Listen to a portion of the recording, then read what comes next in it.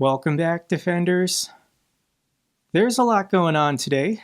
Let's start here. Russia's advanced radar was called Gravestone. Ukraine just gave it an appropriate send-off over Crimea. Here's a compilation video from Modyard's Birds, and this is showing a wave of successful Firepoint drones attacking different targets. The first thing that needs to be eliminated is this surface-to-air missile launcher. Once the first drone destroys this, I'm guessing this launcher was protecting the radar.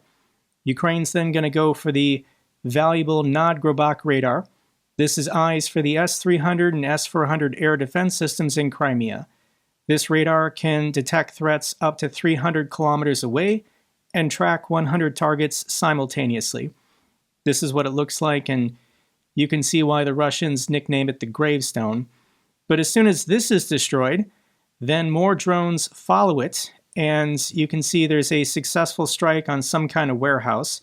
The Russians were, I'm sure, storing something valuable here, and it's all been destroyed. Special ops hit Russian radar network in Crimea, including the $100 million Nibu-U. I don't know if Russia just keeps repairing this or if these are all different, but Ukraine got another high-value radar. You can see they're inside these domes. They're called radomes. And this is in the area of Yevpatoria. So this is a wave of successful Firepoint drone attacks. You can see these radars get completely messed up. Here's one, here's two, and by the end of it, it's all on fire. Ukraine destroys Volna 3 drone jammer with its drone in Donetsk. Russia's electronic warfare station jammed Ukrainian drones for months. So this is an important target. Radars, anything that jams Ukraine's drones. This is a fuel storage area in Donetsk, and they first had to destroy the radar or the system that was jamming things with electronic warfare. But as soon as it was down, all of these Firepoint drones then went in and completely destroyed this fuel depot. We can fast forward here a little bit and I can show you how much damage and how bad it is, but Russia keeps losing. Russia built its landing craft by copying Swedish design and equipped it with a machine gun. Ukraine just sank this copy in Crimea. Here's another compilation video, but this time showing the destruction of 3 Panzer S-1 air defense systems and then a PK-16 assault boat.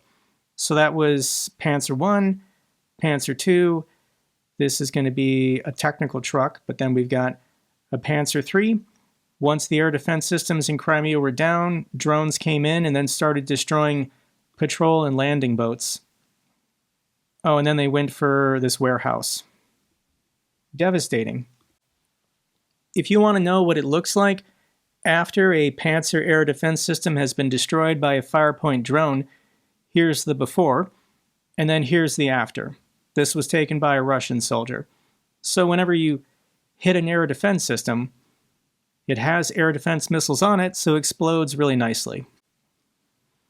Ukraine also, as of today, launched SCALP and Storm Shadow cruise missile attacks in Bryansk. This is the Crimea EL plant, and this plant produces microelectronics and semiconductor components for the Russian military. This is the video showing Bryansk, the city, under SCALP and Storm Shadow cruise missile attack. And we actually did get a video showing either the SCALP or the British Storm Shadow. We can fast forward here and I can show you the moments the cruise missile comes into frame. So this is wild that Western long-range cruise missiles donated by the UK and France are being used on the territory of Russia. No nuclear war. Putin's not going to nuke anyone. Firepoint 7 was tested. Firepoint 9 at 800 kilometers is approaching trials. Firepoint reveals Ukraine's ballistic missile roadmap. So these Firepoint 1 and Firepoint 2 drones are game changers. For the value that Ukraine is spending versus what they're destroying, every strike is a 10x, 20x, 30x. Now the Flamingo, the Firepoint 5, that's a bit more controversial. Ukraine has used it a couple times, and I don't think those are going to be produced at mass, but the reason being, Ballistic missiles are harder to shoot down than cruise missiles, so perhaps Ukraine's strategy the entire time is don't spend $500,000 per Flamingo missile, wait until Firepoint 7 and Firepoint 9 go into production, and then these are more cost effective. They're still going to be expensive, but they're not going to be as easily shot down by the Russians. Firepoint 7 is going to be a ballistic missile with a range of about 200 kilometers, and then Firepoint 9, the big boy, this is going to have a range of 800 kilometers. Ukraine is saying once they have Firepoint 9 ready, they're going for Moscow. Moscow will be in range. And this is the chief designer for the Firepoint company. He gave an interview and talked about how they're still changing and evolving the designs. So he's going to talk about how they're going to expand the capacity of Firepoint 1 and Firepoint 2. We relocated the fuel tank into the wing, and now the Firepoint 1 drone carries 105 kilograms of payload over a distance of 1,000 kilometers. Right now we are codifying it, and we will be installing the wing tank configuration. The same wing tank configuration will make it possible to significantly increase Firepoint 2's warhead payload to about 158 kilograms. So the Firepoint 1 and the Firepoint 2 have been so successful, and they're about to get more distance, more fuel, and more explosives. Fantastic. I saw this clip from Bill Browder. He did an interview on Frontline, and I just want him to spell out how bad this war is going for Vladimir Putin. Russia has really made huge, Putin, not Russia, Putin has made huge mistakes. This war is just a gigantic, it's catastrophic mistake. I read last week that a US think tank calculated his financial losses at about $700 billion. His personnel losses are 1.2 to 1.3 million men either dead or disabled, plus another million men who have left the country. He's lost, as you mentioned, Syria, now Iran, now Venezuela, not to mention Armenia is also gone. To the extent that he wanted to contain NATO, he's got 2 new NATO members on his borders, Sweden and Finland. The economy is in a complete tailspin. I mean, it's a catastrophe on every possible level for Vladimir Putin. And so, if he was thinking that this was some smart move, he's set Russia back generations in terms of his evil invasion of Ukraine. I do believe that Putin has crippled the Russian state for a generation. Even if the war were to abruptly end now, it would take decades for Russia to economically recover from the depletion of their national wealth fund, but their standing in the world has been destroyed. How many allies has Russia lost? How many European and NATO partners are now sounding the alarm? And they're increasing their own military capabilities to counter the next war. Let's follow up on this bank robbery controversy in Hungary. And this all has to do with the Druzhba pipeline.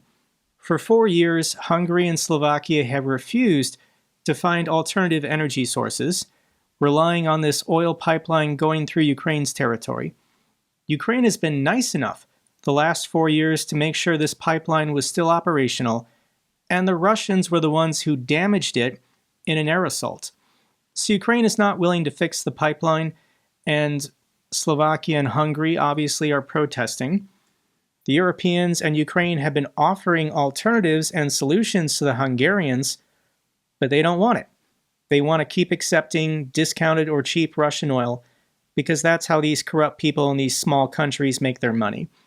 So Ukraine offered if Hungary wants to ship in oil, they can use this pipeline that's inactive. This would then connect to the Druzhba. The damaged section is here. Hungary and Slovakia can get oil. Same thing with Croatia. Croatia said if you want tankers to come in to pipe in oil, we'll allow it, but it just can't be sanctioned Russian oil. And Hungary and Slovakia don't want alternatives. They don't want solutions. They want to keep getting that cheap oil money from Vladimir Putin. So the election in Hungary is coming up in a month. and Viktor Orban seems to think this will benefit him.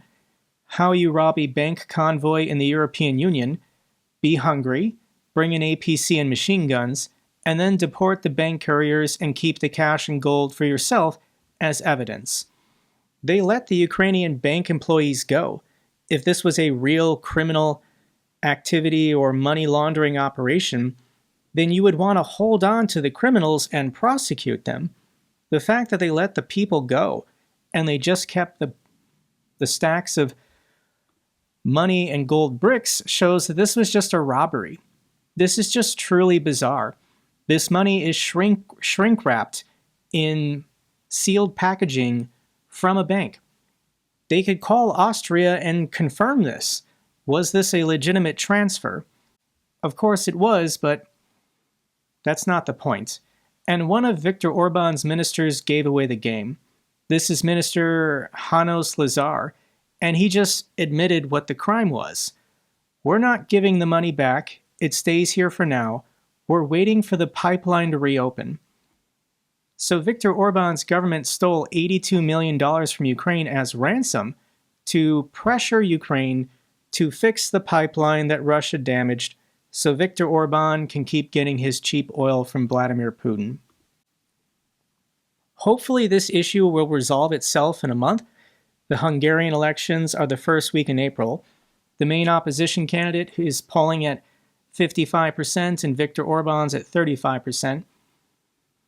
We're going to find out what happens together in about 4 weeks.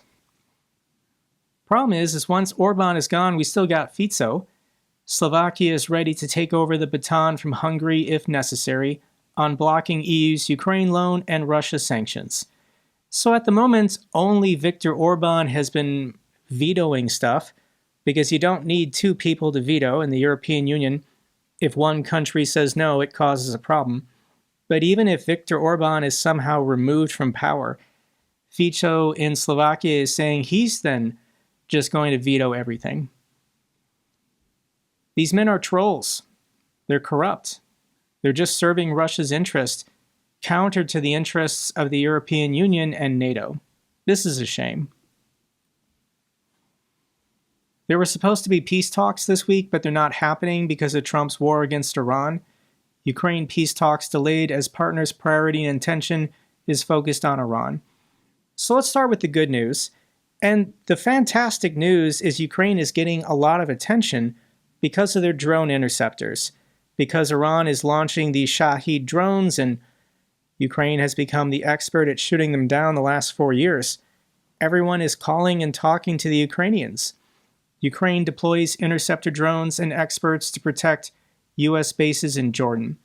So a group of Ukrainian drone interceptor operators, they went to Jordan, there's a U.S. base there, and they've been deployed now to Saudi Arabia, Qatar, and the United Arab Emirates to help set up and train people to shoot down and intercept these drones.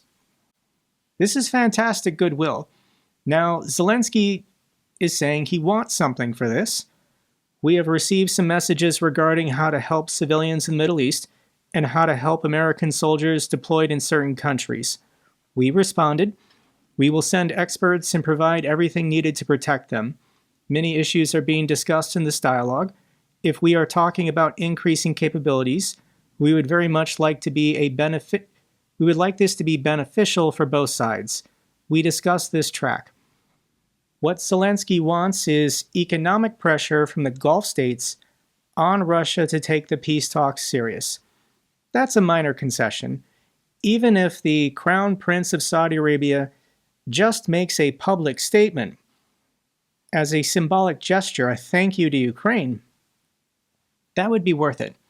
I think Ukraine has enough of these skilled operators and they're producing enough of these interceptor drones. They can go to the Middle East and they can show off their skills and they can impress a lot of people. So this is fantastic news. This is one positive from Trump attacking Iran. Here's a compilation video from Wild Hornets showing what these interceptor drones can do. And this technology keeps evolving. We were focusing on this and talking about this last fall. And yes, Russia is still using Shahed drones, but what is the success rate? It's pretty low. It's also about saving more valuable munitions. You don't want to be wasting air-to-air missiles from an F-16 to shoot down a Shahed when a much cheaper interceptor drone can do the job. And obviously, Ukraine's not going to waste a Patriot air missile on a $30,000, $40,000 garbage drone. How is the war against Iran going? And we're on day 10. I don't think this war is anything that anyone expected, and things are kind of going off the rails because everyone in my government is incompetent. They're all complete idiots. So Iran is still firing. They're still firing a couple dozen ballistic missiles and drones a day at whatever they think they can hit. This is an oil refinery in Bahrain that was struck recently. And the United States and Israel, they've already destroyed Iran's navy, their air force, all the priority targets. They're now going down the list and they're destroying systematically anything that could be militarily valuable to the Iranian regime. This is the Sharaud complex, and this is where Iran was making solid propellants for missiles. If you want to quickly fire ballistic missiles, you need solid propellant rather than trying to mix liquids. That is a slower and more complicated, more dangerous process. So if Iran can't make solid propellants for their ballistic missiles, then they're not making as many ballistic missiles. I do want to quick share this map because this is astonishing. This is for civilian commercial airliners. The safe places to fly over in this part of the world, it's shrinking rapidly. So of course you've got Ukraine, commercial airlines can't fly over Ukraine. They now can't fly over Iran, Iraq, or Syria. They can't fly over Sudan because there's a civil war. They can't fly over Yemen or Somalia because all these states are in civil war.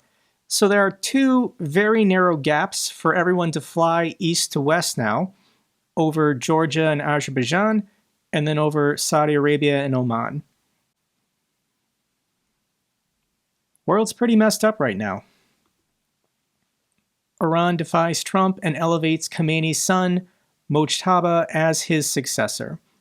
This is what Trump asked Iran not to do. Trump says he is disappointed that Mojtaba Khamenei becomes Iran's new supreme leader.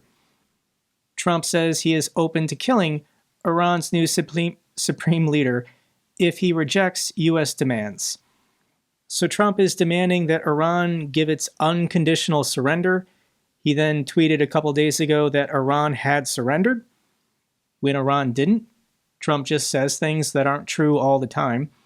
And this situation is spiraling out of control, and Trump knows it. Trump's Venezuela strategy has failed in Iran. Trump wanted a decapitation strike, and then for some strong man, some brutal, repressive, authoritarian dictator to take control of the country and then cut a deal with Iran, or with Trump and the Israelis. Maybe this situation worked in Venezuela because Venezuela is not a theocracy.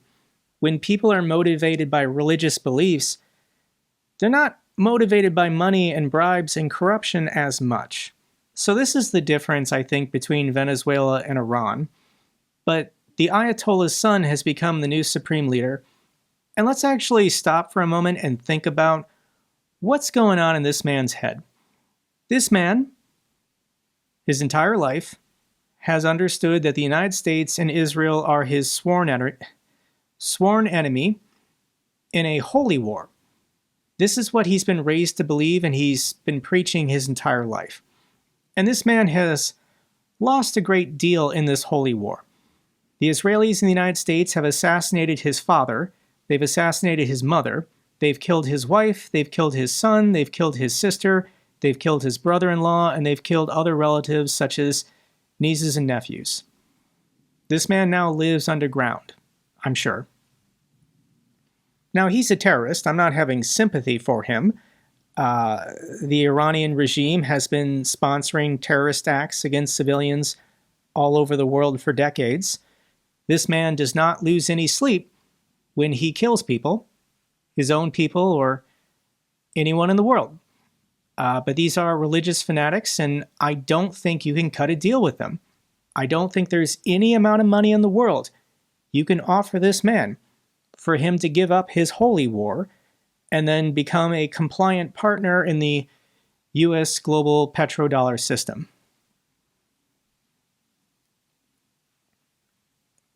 I don't know what Trump expects from this man, so I do think he's going to be killed. As soon as Israel has the intelligence where and when he'll be, there's going to be a bunker-busting bomb waiting for him. In the meantime, I don't think the country of Iran is collapsing. The people are not rising up.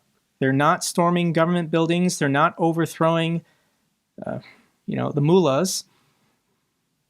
And I think the longer this goes on, the more public perception is going to turn against the United States for intervening. U.S. investigation points likely to U.S. responsibility in Iran's school strike. This was on the first or second day of the bombing campaign. And yes, the United States accidentally bombed a girls' elementary school. The school was located right here. It was next to an IRGC compound and other military targets. Now, the United States has precision munitions, so you don't accidentally target and destroy an elementary school. But somebody put in the wrong coordinates or didn't have the right intelligence. This elementary school is on Google Maps, and they blew up the school, and they killed more than 100 school children. The evidence is irrefutable. This was an analysis done by the New York Times. There is a video showing the Tomahawk cruise missile coming in right before impacting the school. They've retrieved the missile, the components from the remnants. They've been pulled out of the rubble, and obviously this is a U.S. Tomahawk. But when confronted with the evidence, Donald Trump just lied. Rather than saying, war is hell, mistakes are made, we apologize, but we still are committing to removing this evil regime, Trump would just rather lie. That's what he does. So Trump in a press conference was asked about the evidence, and he said, well, I haven't seen it. I will say that the Tomahawk, which is one of the most powerful weapons around, is sold and used by other countries. Iran has some Tomahawks. That's an insane thing for the President of the United States to say. To say maybe Iran used a Tomahawk cruise missile on itself to destroy a girls' elementary school to make Trump and the United States look bad. Objectively insane. And no, Iran does not have any Tomahawk cruise missiles, and this is not a missile system being used by many countries around the world. Only the United States and the United Kingdom use these weapons. Australia might be getting them soon, and Japan, I think, helps produce them, but no, Trump is just lying and making stuff up in front of the entire world. This is one of the most provable lies in the world. And as far as what are the objectives of this war, they keep changing because the United States is no longer confident they're going to achieve them. So Marco Rubio, this is the Department of State account, said, why are people confused? The goals of the mission against Iran are clear. Destroy their ability to launch missiles, destroy factories that make missiles, destroy their navy. So we've now removed regime change from being an objective, getting all of the enriched uranium out of Iran, seizing the uranium so Iran can't build a nuke. That's not an objective anymore. And stopping Iran from sponsoring terrorist groups like Hamas and Hezbollah and the Houthis, that's no longer an objective either.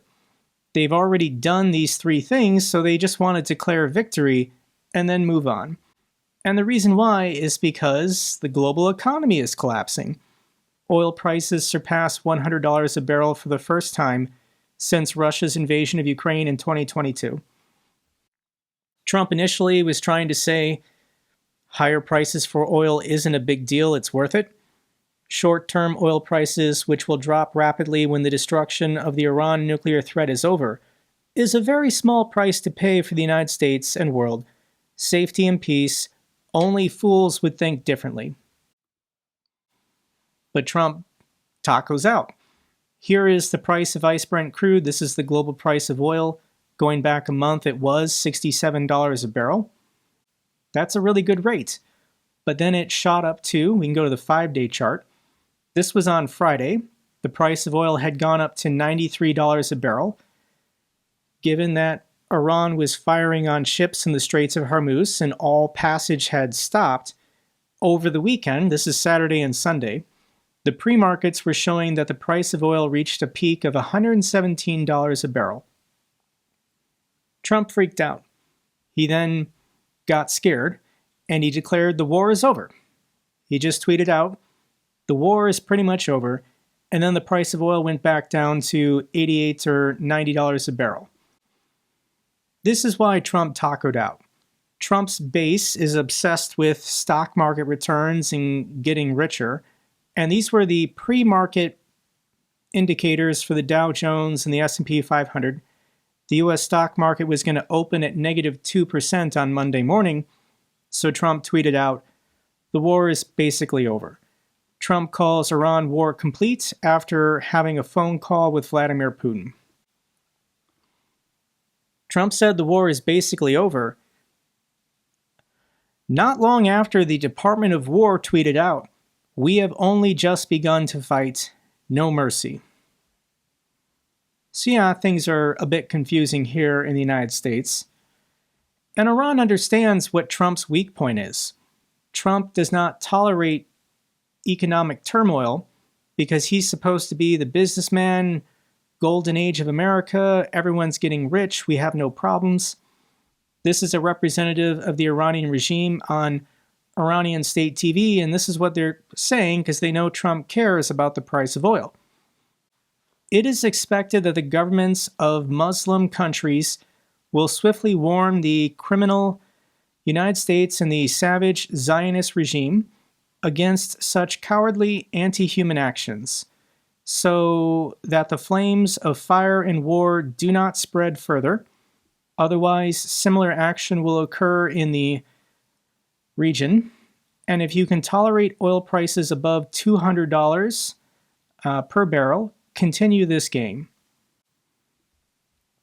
So Iran is saying they're going to drive the price of oil to $200 a barrel to defeat Donald Trump in the United States.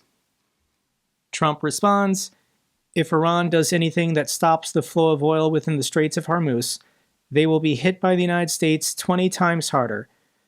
Additionally, we will take out easily destroyable targets that will make it virtually impossible for Iran to ever be built back. As a nation again, death, fire, and fury will rain upon them. This is the President of the United States, I think, saying that he's going to commit war crimes and start destroying civilian targets, dams, power plants, anything of value, to completely collapse and cripple the country. This is what Russia does. This is what Russia threatens.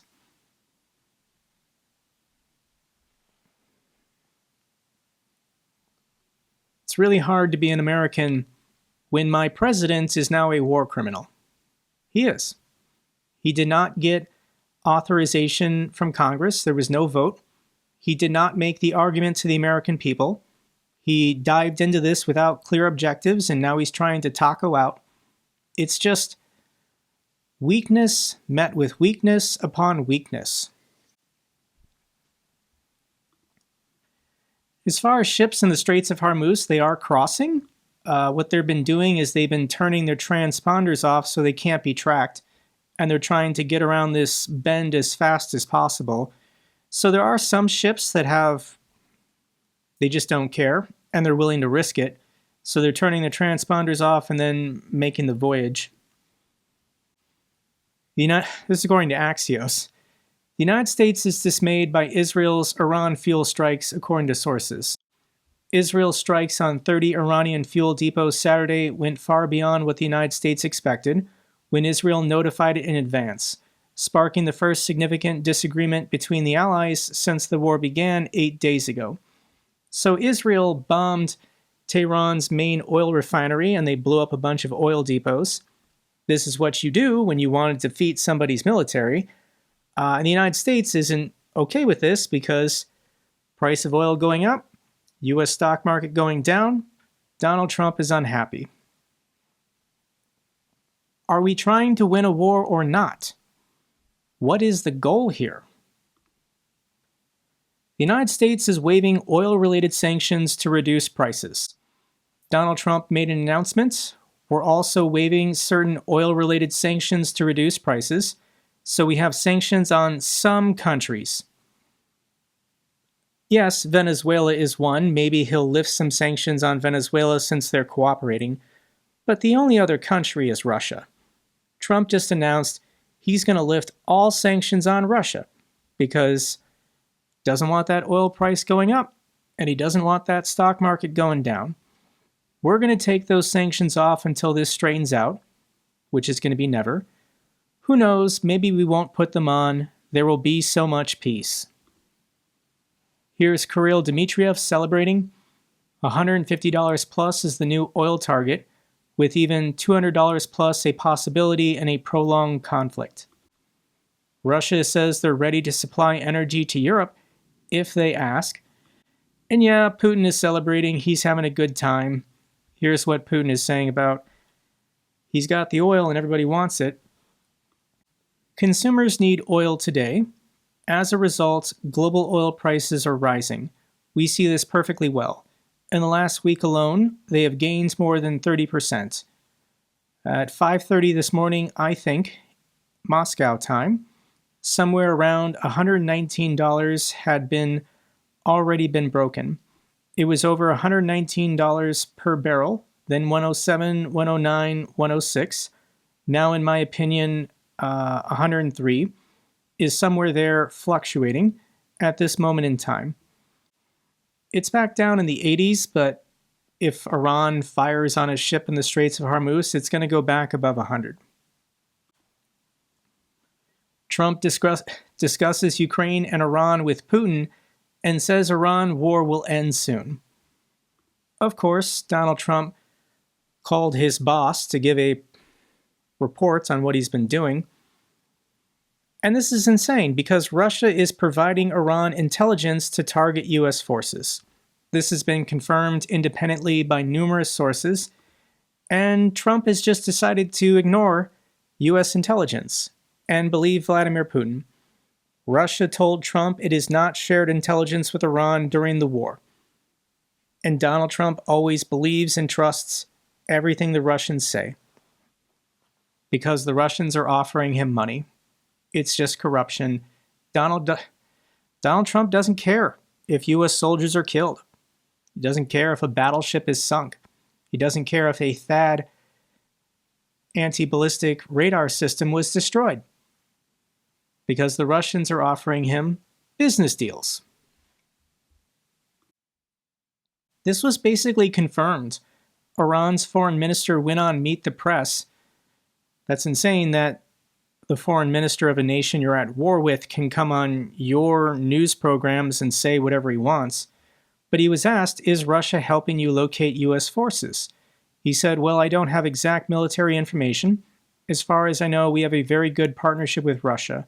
So they are helping you. They are providing intelligence. He wouldn't deny it. It'd be an easy thing to deny. But he just ignored the question because obviously, yes, Russia is helping Iran. Putin congratulates Mojtaba Khamenei on becoming Iran's new supreme leader. Putin vows unwavering support to Iran's new Ayatollah. Russia and Putin's goal is to destroy the United States. And interfering in the 2016, 2020, and 2024 elections to make sure Trump was elected president, it's all about destroying America, which is exactly what Trump is doing. The greatest beneficiary of the United States and Israel attacking Iran is Vladimir Putin and Russia. They're going to bring in huge windfall profits from elevated prices of oil. Here's Senator Mark Kelly. This is what he says. It took Trump 10 days to create an energy crisis reminiscent of the 1970s, replace Ayatollah Khamenei with Ayatollah Khamenei, and weaken our alliances worldwide. He put American service members in harm's way, resulting in 7 deaths. None of this has made you safer or better off. Yes, the Ayatollah regime is evil. They're terrible people. I'm not supporting them. But when you have the dumbest people in America in charge of everything, you can make the situation worse. One piece of good news today. Germany secures 35 Patriot missiles from European allies for Ukraine. Thank you so much to the Germans and any European partners that pooled together these 35 Patriot interceptors. These need to shoot down ballistic missiles coming at important sites in Ukraine. Final video I have for you is Zelensky meeting with the new Prime Minister of the Netherlands. This is Rob Jetten. He made the trip to Kyiv and they paid their respects at the Wall of Heroes.